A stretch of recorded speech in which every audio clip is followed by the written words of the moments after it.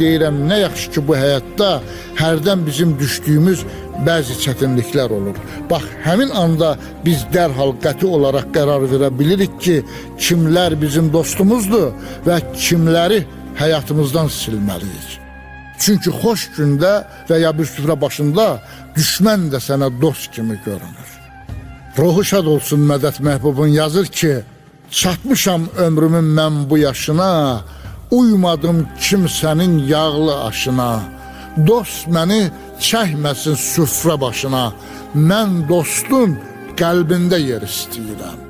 Dostun xəyanətin düşünməkdənsə, ölüm mənə daha xoşdur. Odur ki, deyirəm, Allah hər birimizi dost xəyanətindən, dost hiləsindən, dost kinindən, dost nifrətindən qorusun.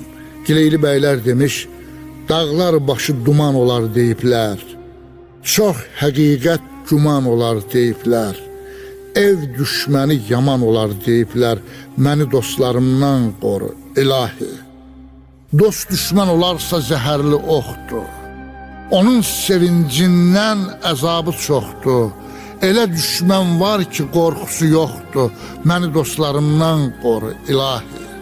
Dil tapa bilərəm öz düşmənimlə, aranı kəsərəm tez düşmənimlə, təkcə bacararam öz düşmənimlə, məni dostlarımdan qoru, ilahi.